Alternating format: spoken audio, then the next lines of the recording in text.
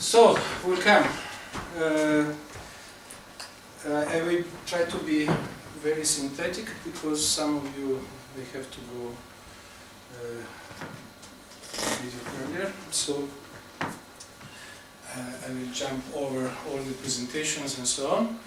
And I have to switch it on, suppose. Yeah, it's recording. So this is the first lecture of a monthly series of lectures that will be taken here. And they are concerning the research that we started to make something like a year and a half ago on reality and methodology of creativity. This is a very general subject. It's not only concerning artists or designers or people that are professionally involved with creativity, because everybody, of course, is in his work is creative. So it's a much more general sense. But because of my experience, of course, I will take most part of the samples will come from the art. And in the next lectures, also from music, not today. Today will be adopted only art and architecture as samples, but I am very I want really to underline the fact that it is concerning not art but creativity. Also it's a way to, we will find today, I hope, a way to read reality. That means everything, not through lecture of reading of some works of art and architecture, we will find some points that are basic points to read every kind of subject is under our eyes or in our mind. This will be, I hope, more clear after a while from now. And we start with an image. So those of that are already used with my lectures, like you, know that I like, please, that you are that you are participating as much as you want. So you can interrupt me whenever you want. You can say whatever you want, but please just shortly, because respecting the short time that we have. So this trick you, Anya and Katya already know, but please can you help me to say what you are seeing here, and of course also you, what are you seeing? What is this? We don't know that trick. You don't know this trick? Okay, so answer me, what is this? Sun. Sun, the sun. A ball with light. A ball with light. Circle, color. Circle. Sun. The Sun. Association. Sun. Barbara, Katya, sun. Energy. Energy. So you see, I don't know. you don't know. This is perfect. I needed this. I don't know. That's perfect. You see, we are giving different answers, but all of these answers, they have something in common.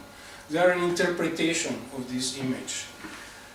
So this is not a circle, because you see all these extrusions. It's not a circle. It's the representation of the sun, the image of the sun. It's not the sun. It's not a ball, because it's flat. Something it is what it is, what we are seeing. It's an image representing something with some colors and some shapes, so that we can give in our mind an interpretation. On this subject we will spend the next lecture, the third of December on how we perceive and how we give interpretation of the images.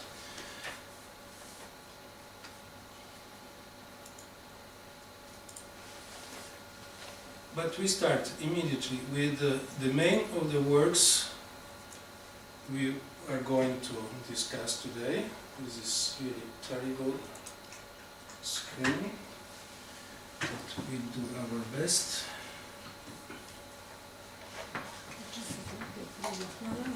It's not under focus, yeah, it needs, can you button really? Oh, great. Oh. So this was also not a sun, was not focused sun. Now again, what is this? What you see here? Now you know that we will not react immediately saying I'm seeing a man on a mountain looking in the valley with clouds and so, because I just showed you the point. So we are seeing an image of a painting, but we will have a convention now, because communication needs conventions, and so we will have this agreement, sorry, not convention, agreement, that this is the very famous painting made by Caspar Friedrich, that is the Wanderer über der Nebelmeer. This is a painting that is in Consoli in Hamburg, and so we will play to be in Consoli in Hamburg looking at this painting. It is, this must be, it's always interesting to know the size of the paintings. These I don't remember exactly the size, around 2 meters high or something less, 1.80 meters. So do you agree that this is a man on a mountain looking in a valley far away? I will invite you to consider what it is really. So this is a dark shape, triangular dark shape, from which some other shape, also dark, some, let me say, grows up, comes up, and this painting is divided in two pieces. One part over and the other under, and these two also dark shapes are fixing the border between the two parts. But also these two parts, if you look, you can consider divided in two, because this part is made for instance by these horizontal lines, and here are arches, and this part is made mostly by this dark part, and here is something much more confused. And again, also this part can be divided in two. This part is much more quiet than this part that is much more moving. So this is the structural analysis. So what I see is what I get, like is used to say in the computers. So I am not talking about men, mountains, fog, clouds, sky, and so on, but about shapes, dark, lightly, brilliant or not, uniform, or painted with moving brushes. Please. Here is, tu so diagonale, jaz na slovensko povedal. Prosim, I will try to understand. Poglejte, tukaj imaš diagonalo gor, Ja, in tukaj imaš diagonalo prav, tja. prav. Tu je na sredi in kaj dobiš? Slikar, mislim, to je slikarski pogled, ne? Če pa ne bi bil slikarski pogled, bi pa bil pogled fotoaparata. Fotoaparat, povemo, kako fotoaparat to vidi. Oko kamere vidi samo do sem, ne vidi gornjega. Se pravi, gornji del, pravzaprav vsa ta megla, ne, ker to je nebel, ne, vsa megla je iluzija. In zato se to imenuje praktično realna podoba. Medtem ko megla sama je pa irealna, je slikarsko iluzorno. Mi ne vemo, kaj je to. Mi ne vemo, kaj je to. Ne? Se pravi, slikarski pogled odkriva strukturo slike po nekih geometrijskih zakonih. To srečate tudi pri našem Antonu Karingerju, ki je tudi slikal gore. Ne? Čeprav pri Casparju Friedrichu je pa to romantična pokrajina, ki je seveda dovršena. Zakaj je romantična? To se potem umetnostna zgodovina ukvarja s tem. Jaz bi še samo vprašal to, a je ta slika odločilna tudi za sodobne slikarje? Tudi sodobne. Modern painters. It's important for modern painters. Yes, of course. Yes, thank you. This was a very interesting point of view, but it was a critic and artistic point of view, you know, and it is very correct, of course. But it's not the path that I am following. I am not considering this as a painting. This could be a real person, could be a car, could be a society in Japan, an agency that I want to open. Can be whatever we want. I am just looking how to read it. Read is not, or we can say analyze, and we will see. Now I made the first step was a structural reading. I was reading just the basics of the structure, how it is made. But we can also give, sorry, I will come back to you. This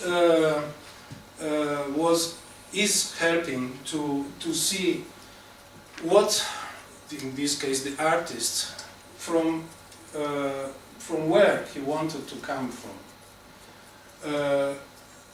where he started. So it's evident because of the shapes, if we forget the narrative interpretation, just the shapes, it's evident that here we have something right in the center that is joined with something that is maintaining, structurally maintaining it.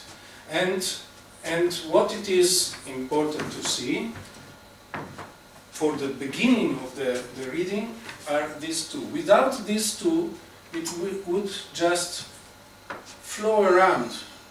But these two, let's say hills, we know that are hills, but dark streams, they are like ropes, they are fixing this figure to the edges of the image.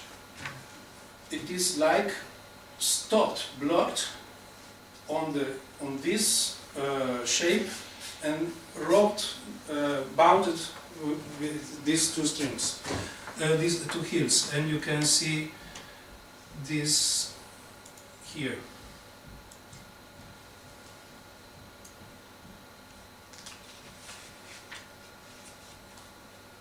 It's okay.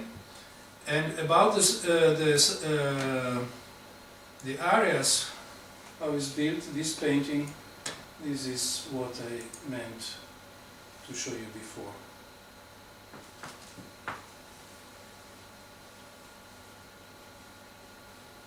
You see the differences in these different areas.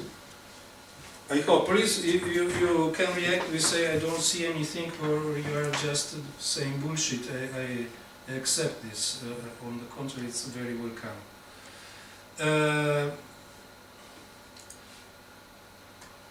But now we make the step that you were pointing. Yes, there is diagonal structure that is helping to fix more this figure to the, let's call it mountain, rock, or pyramid, what it is. But this figure has a particularity. It is the only figure that is passing on the upper side of the painting. It is stopped and blocked here, also thanks to the same pyramidal structure like the mountain. He is very stopped, very firmly standing on the mountain, but this part of this shape is going on the other side of the painting. So, if we go back to see this painting, how it is, there is something interesting in a pictorial way. If we read it in a narrative way, we say, okay, this is a man on a mountain, he's looking far away in a valley, blah, blah, blah, blah. But in a pictorial way, there is not this perspective. It is made by only two layers, the dark part and the rest. It is only our interpretation that sees all this deepness in this painting.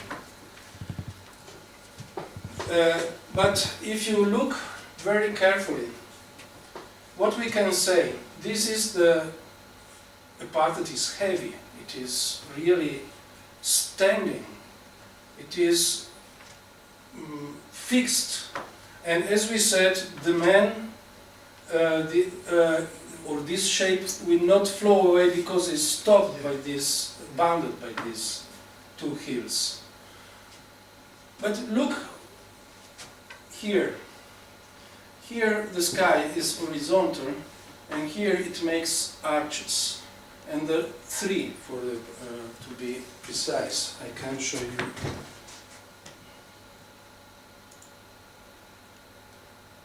I show you two.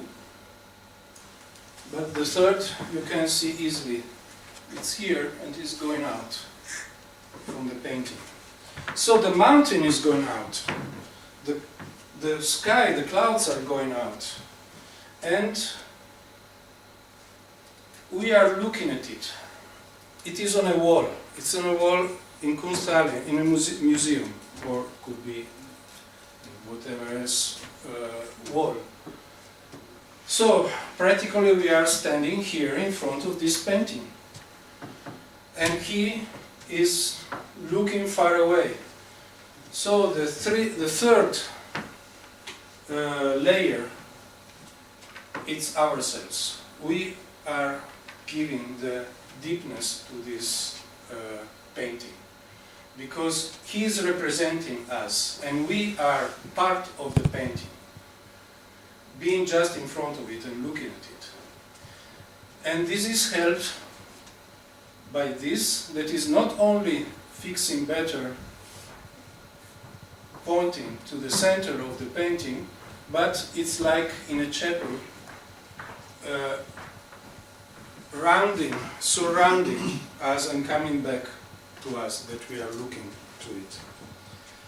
So what the provocation I normally I make, this is not a painting, it's a sculpture. It's a conceptual sculpture. Samo poglejte, ko stojimo, vzemimo moški, ne?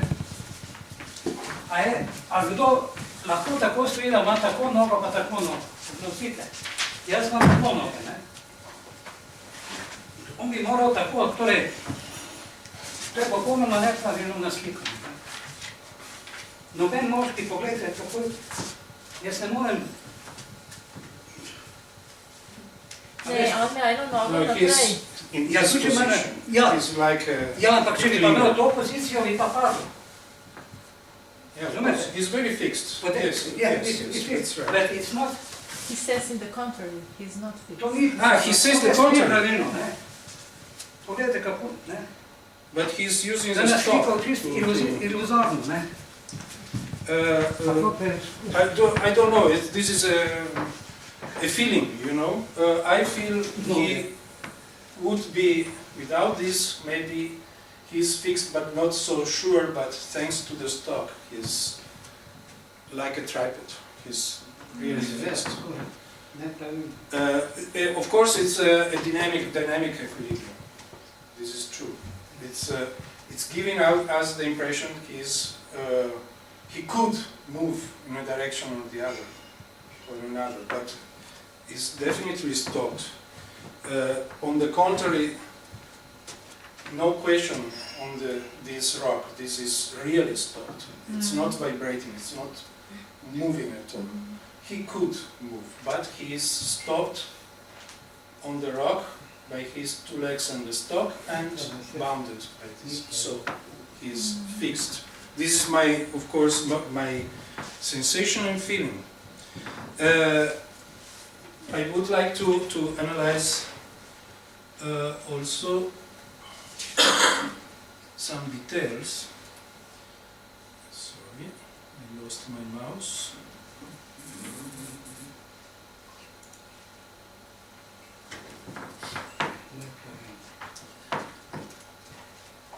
If we start to read it in a narrative way, till now we had a structure and psychological way of reading. If we start in a narrative way, okay, also for being connected and communicating, we can start to say rock, mountains, a man, sky, blah, blah. But always remembering, please, the basic structure of the painting. But in a narrative way, we can see this heavy, dark, heavy rock, and it is related with something that is totally the contrary as a material.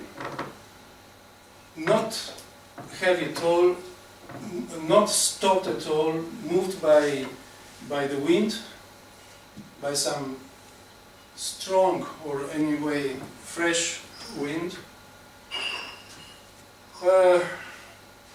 This fog is vanishing in the air because of the wind. So this is, on this part of the painting, there is this rapport, this confrontation between these things.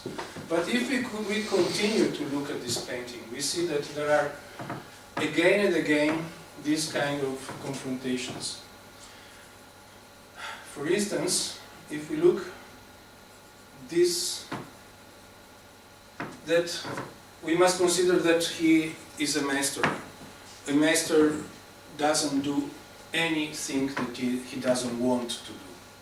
So no 1 centimeter of this painting is made by case.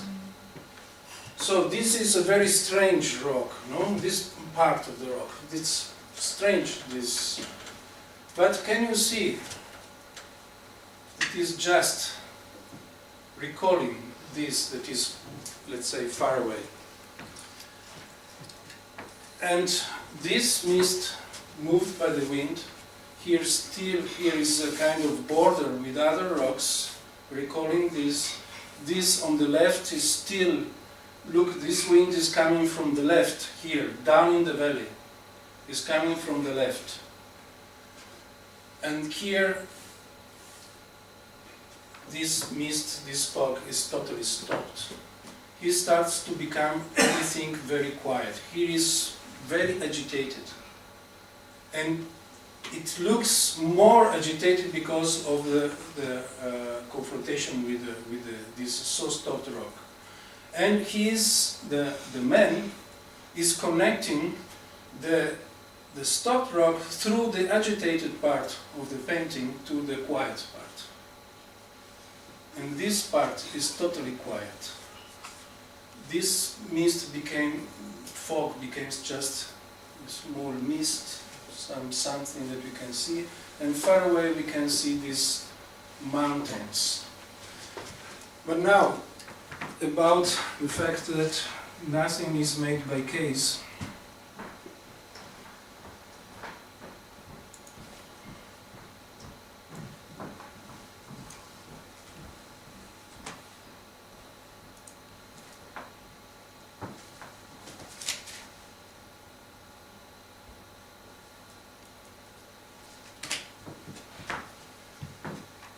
invite you to notice that the starting of this mountain that is made like here, but like his head and his shoulders. So this and this and this are connected. And the base and the starting of the square part are exactly coming from his shoulders to his collar.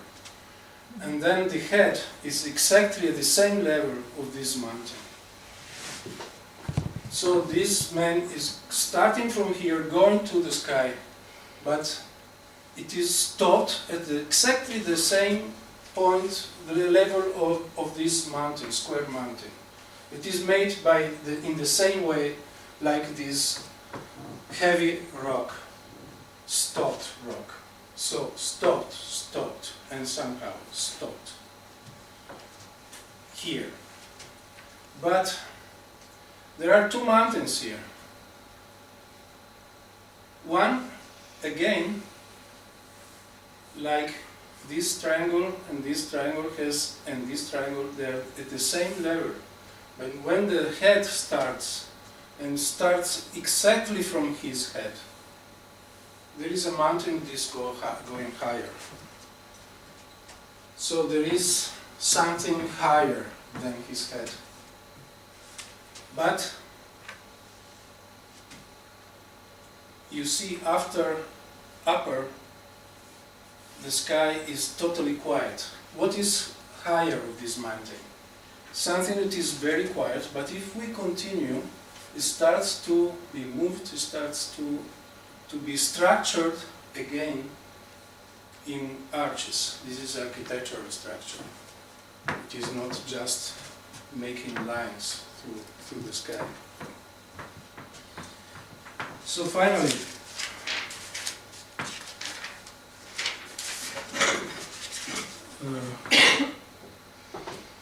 what he wanted to, where he wanted to arrive.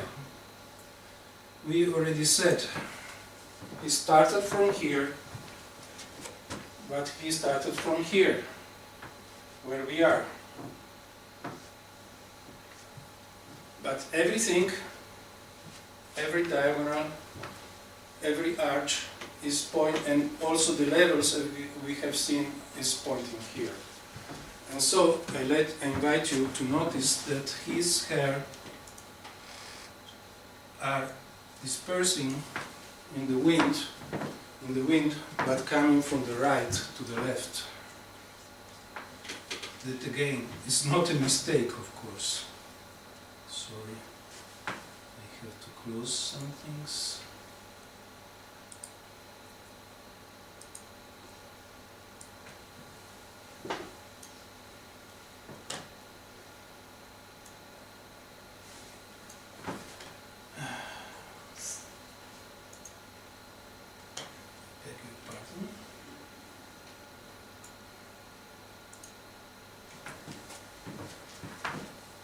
He's coming from the left, he's coming from the right,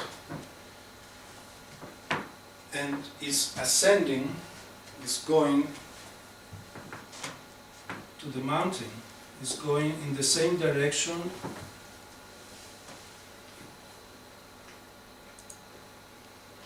of the mountain to the sky, starting from here.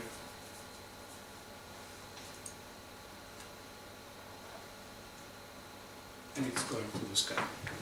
Then, this is the non-critic way of reading a work of art. This is, or reading whatever else. You just look how it was made, from where he wanted to start, what he made the second, the third, the fourth thing, which are the components. Why these components are there composing all of this image in this case. And then finally you become to the end. Then there is the interpretation. Normally the art critics, they start from here. Normally they start to say, oh, this troubled man whose knowledge was so strong, he could ascend to the top, climb the peak of the mountain of the knowledge, human knowledge. Now that he's there, standing, he is troubled, he understands that there is much, much more. And then there is something that in Caspar David Friedrich's idea was God. There is something that is over him, but something that is again over and over. And then, this is very funny because of Friedrich was so devoted, but then all of the structure is bringing back again to us. So, what is over the knowledge, all what we don't know can be structured, and it is structured inside ourselves. This is a critic interpretation. But without reading all of what we read before, also in a very synthetic way, I must tell you that I'm studying this painting 30 years long, exactly 28 years long. And still I didn't finish it. So there is much more to say, of course. But synthetic, I wanted to give you just the idea, also because I'd like to make you other examples. Otherwise, it is just with this one. So, if you want to say something about, otherwise we can. No, I will like now to let you rest for 5 minutes in looking at a movie, the end of a famous movie that is Antonioni's Blow Up, and at the end there is this very famous, for who has seen it, famous scene where this photographer, this man that is taking reality through his camera, and he meets a nice group of players.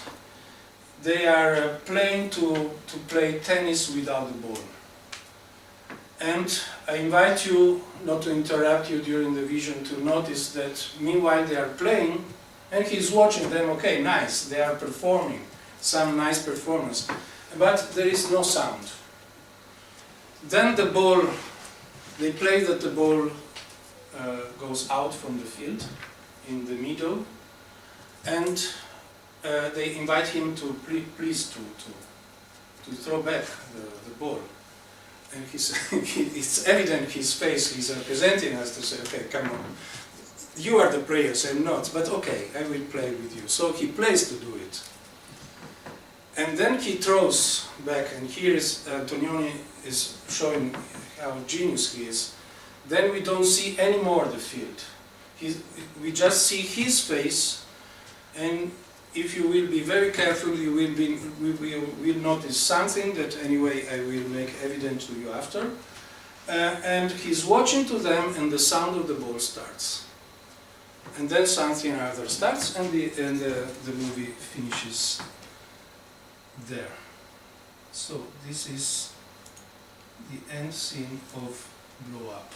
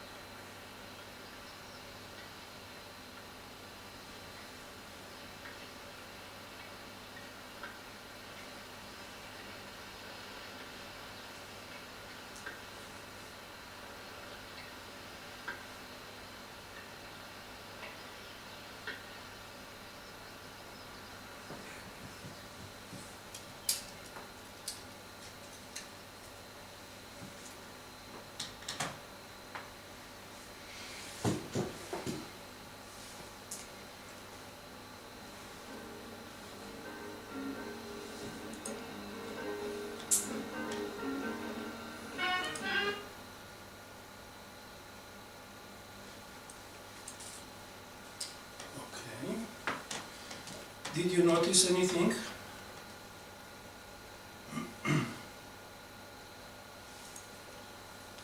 He was hallucinating or not? Sorry? He was hallucinating or not? He was Hallucinating. hallucinated. Yeah. He took reality. He took imagination like reality. But like the man standing on the mountain, he's alone, and like I hope you noticed, his hair, in the moment he starts to take the reality, the wind comes and is moving his hair like der Wanderer über der Nebelmeer, the same hair, the same. And this is again, don't think that Antonioni didn't know it, of course. This is a straight quotation. Also because if you see the movie, it is a skeptic man that is at the end assuming, taking fantasy imagination like possible reality. So this is the same that happened to the Wanderer. It's repeated some centuries after, a couple of centuries after by Antonioni, with the same image. So this is the end about the Wanderer. Slavoj Žižek je temu rekel Židek pogleda o Derdaju. What said Žižek? Slavoj Žižek, to je užitek pogleda. What is užitek? Passion. It's a pleasure The pleasure of of the vision. Of seeing. Of seeing, yeah. On to razlaga postfojlersko, lakansko. Okay, so it's okay. Anything to say or to not to ask, because they know perfectly why I don't give answers normally. Because there is no answer. Everybody of us has his own answer inside. I just try to see how to read, and again I remember you that the one subject it is reality and how being managing with creativity, assuming that everybody is creative. But reality, it's a big question, especially today. And so now we have seen two samples of interpretation of thoughts on reality from Friedrich and from Antonioni that are very similar, very similar. And both of them, like many others, they say, okay, there is something else, and this something else can be structured. This is the main point. It doesn't matter, we are not talking about, this is in our souls and believings. If you are a believer or not, it doesn't matter at all. What it is something else that is structured, that is possible to structure. And this, the answer in both of them, it is possible to structure inside your own mind. It's no other place. It's only in your mind. Okay, now we go to see something. Yeah.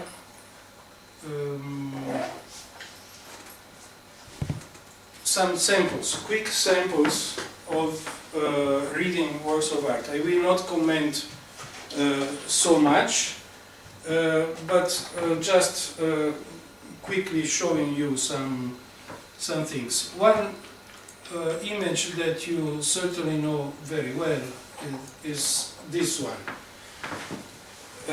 Rodchenko's poster, knigi. This is worldwide well known. But this lady, this picture, this is what is interesting me. So this is Sorry, I lost my friend.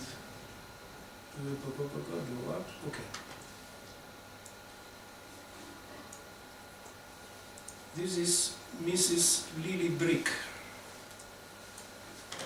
Josip Osip's wife and friend, both of them friend of Rodchenko. And this is the original image, the picture he took. But this is not so easy to find because you see here are some elements that he, as an artist, decided to cut.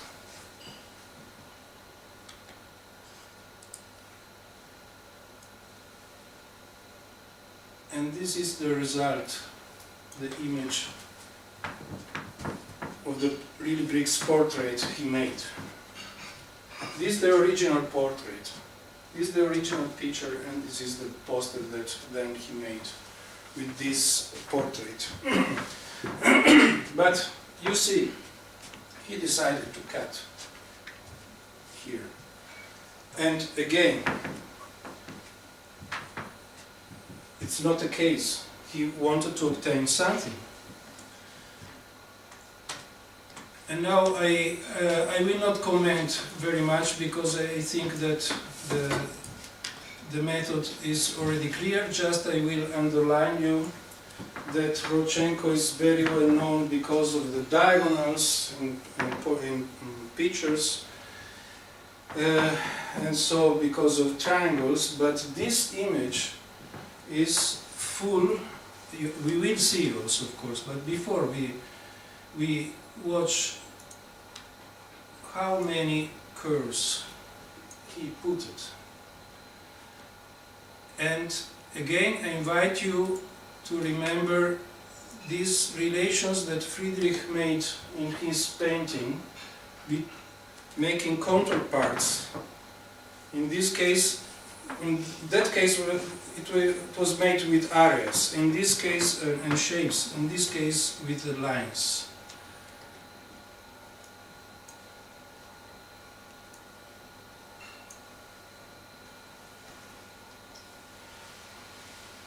But after all these lines, we start to see that there is a tense, because of these muscles, there are big tension, and they are creating some diagonal and some curved but triangle. And this tension is also confirmed here. You see, they're pumping blood.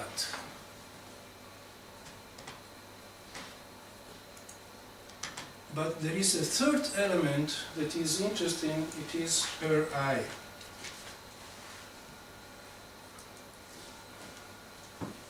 Lost.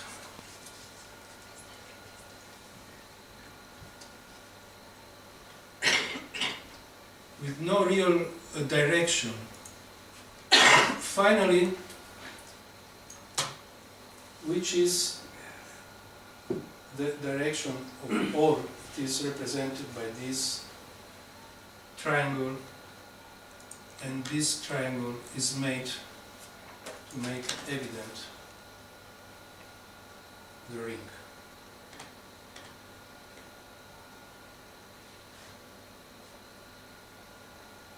Then, by case, I knew that he was Lily Brik's lover, but she was married with his best friend, Josip. But this is interesting. Of course, when he made the poster, then he cut it, the ring. Again. Okay. So, of course, we could talk a lot on this, but I just wanted to show you a way, remembering how I read Friedrich.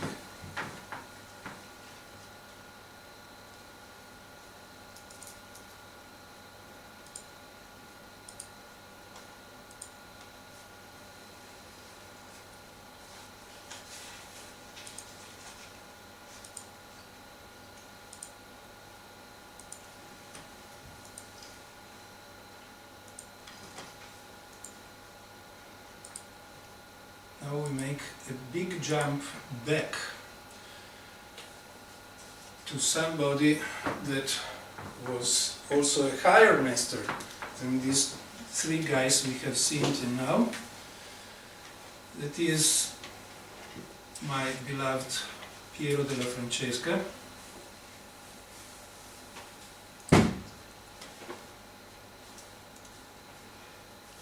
Who made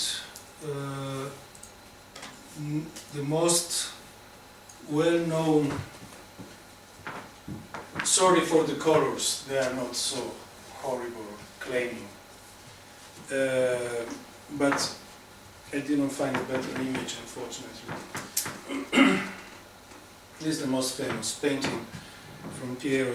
It is Flagellation, Christ Flagellation, and it is, if it is not the most famous, it is, but it is one of the most important paintings of the history of art because of this perspective and of all the elements that he put inside. But I will not talk you about something so famous. All of his paintings, of course, are famous, but this is a little less.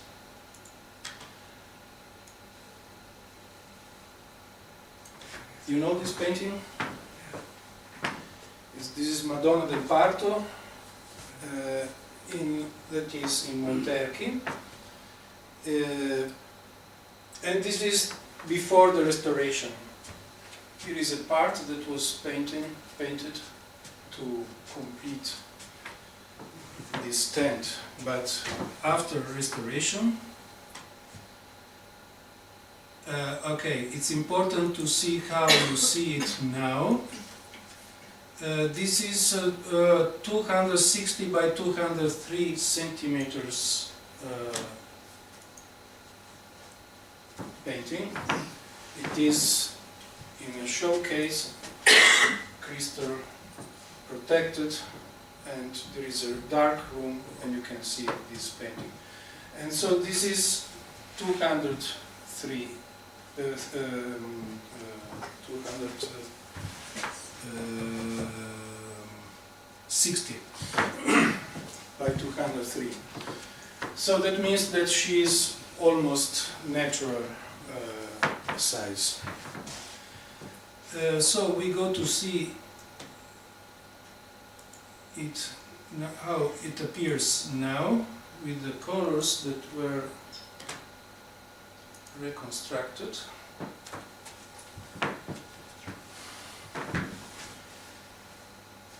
And I invite you, now it's not needed, I hope I can just show you, it is so symmetric, okay, in the, let's call it frame, she's not symmetric, but these two angels, they are symmetric. The colors, much before Newton and others, he made the counter colors, you know, green, red, and blue, and orange, and yellow, and purple. They are opposite. So he used exactly the opposite colors, inverting the two parts, but they are mirrored practically with small differences, but mirrored. The position, it's again, they are standing on one foot and the other one is very elegantly put. They are angels, they are flying. And there are two diagonals, important that many diagonals you see. Okay, to the base, but this brings straight where he has her hand, and this brings straight where he has her head. And they are just opening this curtain to say, okay, look,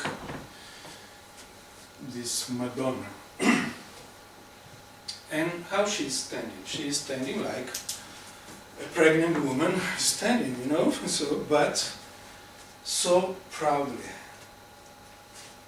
The hand is not in this way. So, yeah, he's sustaining herself, but in an elegant way. So proud. So you see, this piece is made by triangles, a lot of crossing triangles. You can find many more than what I've seen. To see better.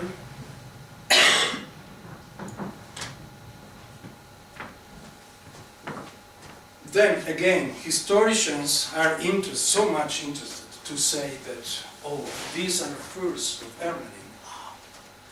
And he has arthritis. Oh, and he has water. Because she was Piero's mother. But for us, of course, this cannot be the reasons because such a masterpiece remains through the centuries. This was made some years before America was discovered. And still now there is a pilgrimage in Tuscany, in a small village where there is just this piece of art. But what I like to show you, it is her face. Her face is full of, let's say, sorrow, melancholy. But we analyze, please, just a moment, again, very synthetically, her face. So, her brows, the face, you see, she has this wonderful skin, like porcelain. The light is sleeping on her face. She is very lightly and lightened. Also nice, a little purple on her cheeks, you see. but we start from the top. We start to see that her eyebrows are not exactly quiet. They are a little pointing to the center. He's disappointed. She's not serene. And we look at her eyes. She's a little cross-eyed. You see, she's not. Her eyes are a little cross-eyed because she was not, probably, but Piero needed to show her mouth, to invite us to, and to make a triangle. Now we look at her eyes. They are both melancholic set, but if you look carefully, in one there is such a full of plenty of sorrow, terrible, impossible to stand. And this is also kind of melancholy, but with a kind of remembrance, a kind of looking the past. This is looking the future, this is looking the past. And we look at her mouth. She is also, like the rest of the face, there is this arch of her lips, it is, and also this lip, she's so showing. She is sad and sorrowed. But look the difference between these two corners. Here again, this is total sorrow. But here is a small smile. She's little smiling. So there is this mixture of plenty of sorrow, but with she's a mother. She's becoming a mother. So she has anyway. She knows what in the story. We know what happened with Madonna's child, but okay, she knows what it will happen. And she's sorrow because she's giving the sorrow to her child. But somehow, anyway, she cannot avoid to smile. She's pregnant. She's waiting for a baby. And now you can better understand why she is so proud standing. And she's maintaining herself. And so here you see better the eyes, how different they are.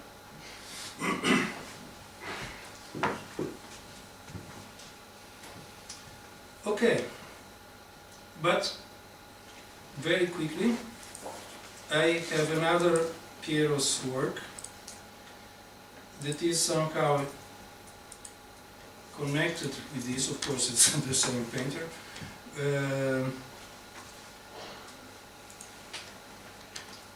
Close to Monterchi, a few kilometers, there is Sansepolcro.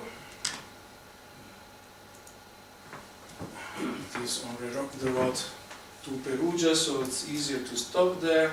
And in Sansepolcro, in Museum of Sansepolcro, there is this masterpiece that now we will see better. But just I wanted to show you how is the room, how it's placed. This is a fresco. The other one is a takeoff fresco, and now it's put in a museum because it was in a chapel beside the cemetery. And this is just something that makes me laugh so much. The custos of the museum in Monterchi of this Madonna, he is the son of the guardian of the guard of the cemetery, and he's totally ignorant. He didn't do any school, but he so full of sensibility, so full of knowledge also. So he knows so many things, and so it's funny to know that his name is Angelo, is angel. So beside the Madonna, only an angel could be. And but he told me a very interesting phrase. He told me, you know, even if you are born so in a bad situation like mine, but if you live each minute of your childhood beside a masterpiece, you cannot avoid to become sensible. And this, I think, it is a very important phrase, that one of the most important that I heard. It is so that our politicians, for instance, should listen sometimes and remember that without art and beauty of art, it's not possible to make anything. So this piece is fresco, big size, also 2 meters. Jaz bi samo to rekel, da je Piero della Francesca. Piero della Francesca. Preden je on slikal, je 1 do 2 uri molil. 1 do 2? Praise. He Praise. Vreden je on vzal čopič. Je on očistil svojo dušo z molitvi. Ja, on je vedno to je katarza. V molitvi on iskal katarzo. Vedno preden je začel slikati, je molil. In ta Madonna je izraz poslušnosti, Bogu vdanosti. Ona posluša Boga, ker ima otroka v sebi. To je Božje dete in ona to izraža poslušnost. Ona sliši Božji glas otroka v sebi. Of course. She In has a s tem je ta talent. veličina slike. Of course. Ker on ni naslikal neke ženske, svoje matere, ne? On je naslikal to poslušnost in to z enim čistim srcem. Ne? Yeah. It's evident she is making a big speech Kraljica je Sabe, ne? inside herself. This is Kraljica je Sabe, ne, ko potuje, je tudi naslikana v nekem, bi rekel, čistem, slogovnem srcem. On je slikal srce, ne samo materialno. Ne. To je pomembno. okay. Krasno. This is maybe the second or the first, who can say, most important piece from Piero della Francesca, the Resurrection. Very, very shortly, of course, people spend books and books and books, and we can spend years to talk on this masterpiece. just I want to follow my path, you know. This is, I'm just using, sorry Piero, if I'm just using for this small sample. So please, again, you can consider the diagonals and trees following. So these two figures are needed to recall. And again, there is these two parts. This, you remember the Wanderer, how very similar position. So for this reason I don't agree so much that it's not a stable position. It is very proud and stable position, and also with the arm put, so I'm here. And I will show you something more about him, but what I wanted to say, to let you notice, are these three parts, but mainly two parts, this and this, and the diagonals are straight, crossed by a vertical line, that is, he is standing, going up. But here is winter, here is summer, here is night, here is dawn. So it's a cross. This is a cross.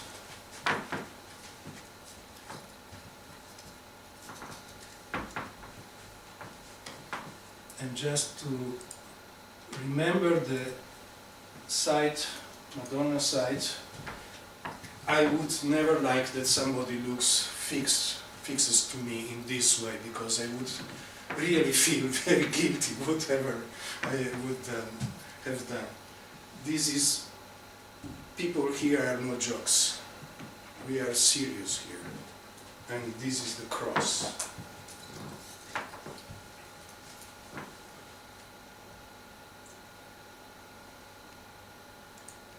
Finally,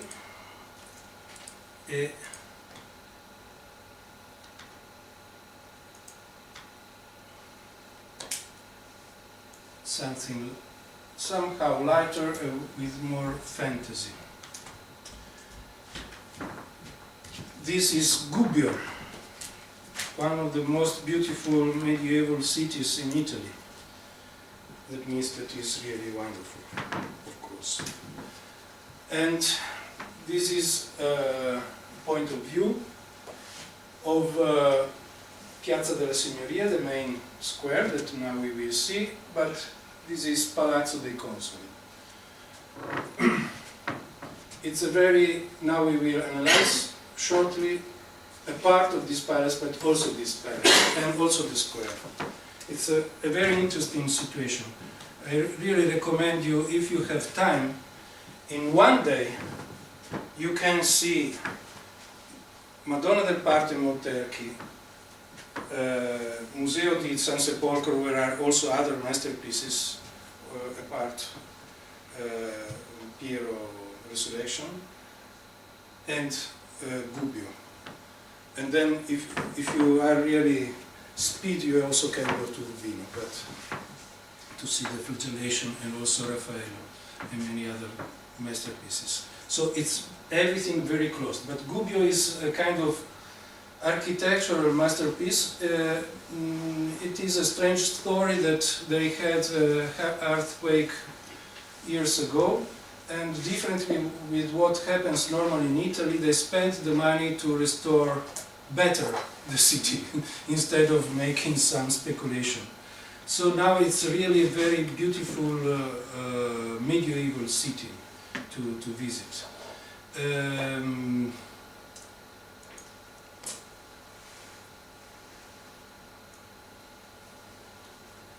You see, this is the square, but this square, as you see, is not a square, it's a terrace. It's maybe the biggest terrace in the world, square, hanging square in the world, but anyway, one of the biggest. This is made with copper, with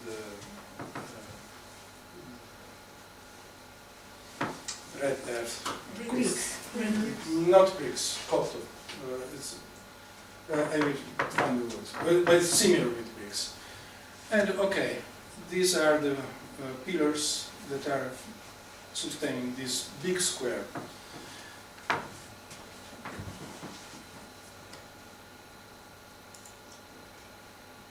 And from the square, the point of view is this of the palace. So this big square, totally flat, totally empty. The center literally sky, and this palace that has a couple of particularities. But before talking about the palace, I invite you to consider, to figure out, to be here, walking, and this is a high wall. You cannot see down, here is Gubbio, here down, as you have seen from the other point of view. But you cannot see it. You can just see the sky and the hills on the other part of the valley. It's not a valley, it's a plain. So when you are walking here, you are trying to look far and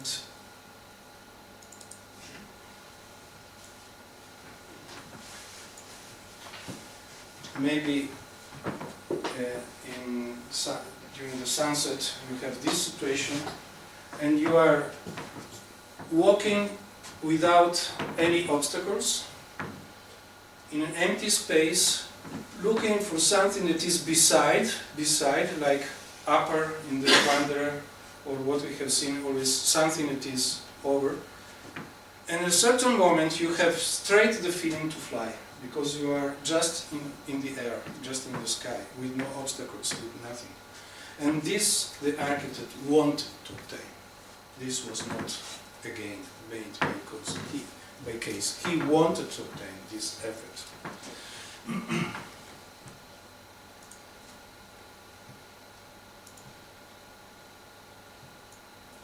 To have, these are horrible pictures, but there is,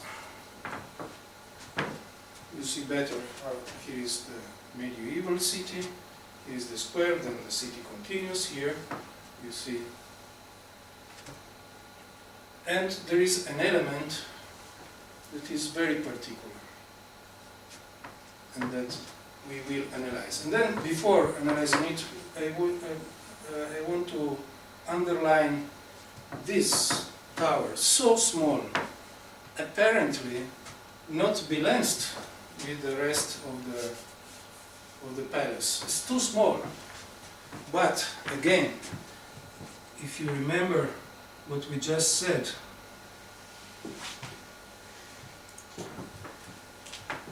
if you are flying in this square, this becomes so far. This is a extreme perspective that he wanted to obtain. As an idea, of course, it's evident that it is joined with the rest of the palace and so on, but the impression it is that it is so far, because you are in total air. But this is something too difficult to Which city is it? Gubbio. Gubbio is in Umbria, not far from Perugia. They have good wine there. Okay, good wine is Yeah, everywhere in also. Italy. You can fly. You can find yes, of course. But there's also another kind of regions. Okay, this is the frontal image of these steps of the palace that you have seen before. It's really separated by the palace. I will show you better now. But first image, in front, you have just the steps. It's a very normal situation. It looks nothing special. They are, okay, this is the perspective of the picture, of the photo, but of course they are really so a little heavy, a little fat.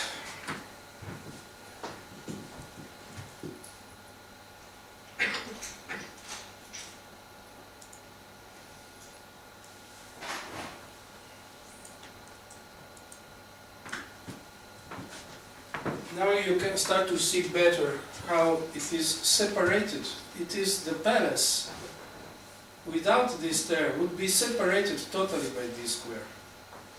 Also, she's made it with cotton, and this is like little gold. It's really white gold, so lighted,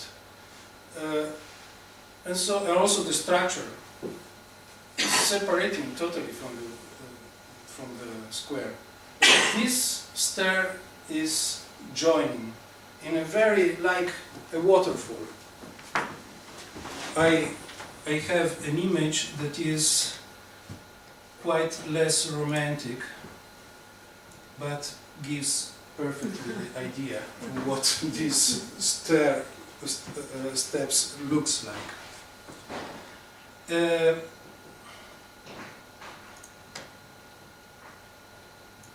Here you can perceive better how separated it is and how it's coming to the.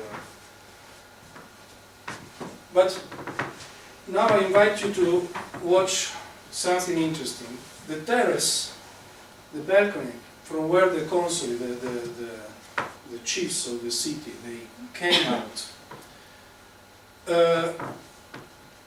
has a low arch. And also the stair is 90% pointing the balcony, is made with half of the low arch, rounded. Here are the chiefs of the city, here are the Consoli. And by tradition, the Consoli once per year, they came down from the stair and they met the people. And they were mixed with the people. They had this kind of democracy moment, democratic moment, once per year, just melting down with people. So this image of waterfall or of polenta is not so just a joke. It is the architect really wanted to obtain this effect, to come, to be mixed, to melted down with people. But they were chiefs anyway. And then these two arches that were rounded, low arches, now you see they are in every other position they become, point of view, they become lancet arches, Gothic arches. And the Gothic arch is representing again what is upper. You have to look up and what is over. And okay, in the Gothic architecture, especially the German, we know that they put then soul and then another thing, another pillar, and then a statue, and then again and again there is always something over and over and over, and then the sky. And again, this continuous idea, like coming so many times in the images of art and architecture, of something that is upper, that is out from our control, that is only under our fantasy, our imagination. This no reality that is a reality that we can only imagine and maybe build.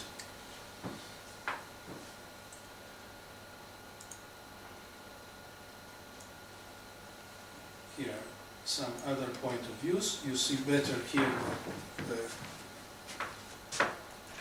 how he made a Gothic arch with two crossing two low arches, rounded arches, and rounded are the steps coming to the people.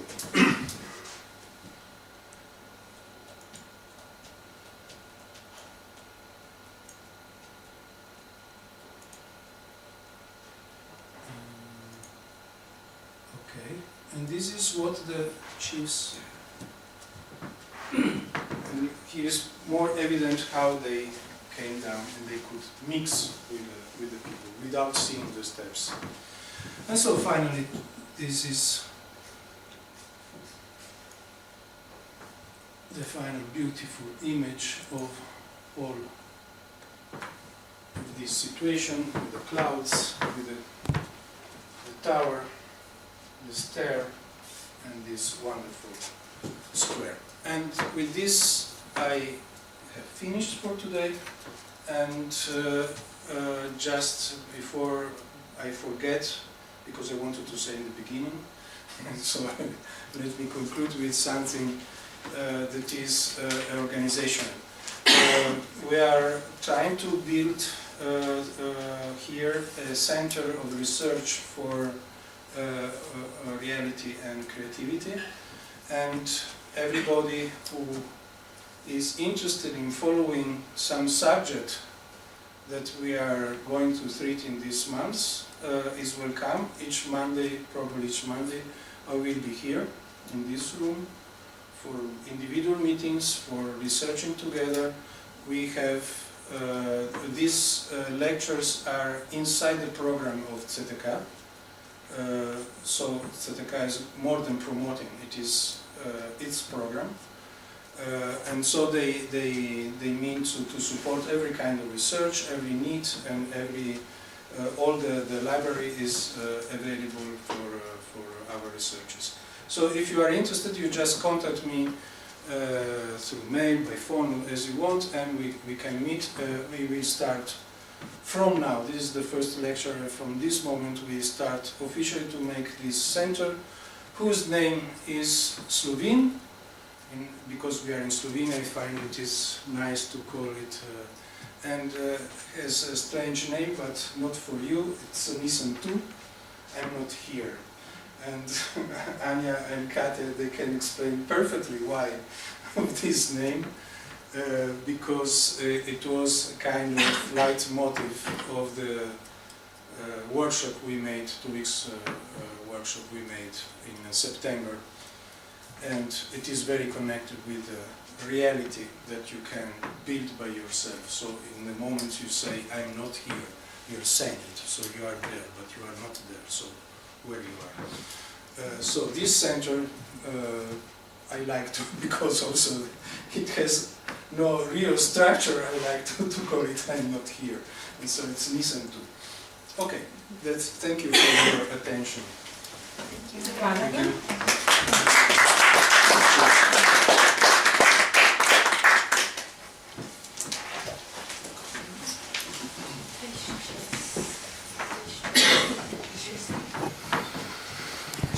At 7.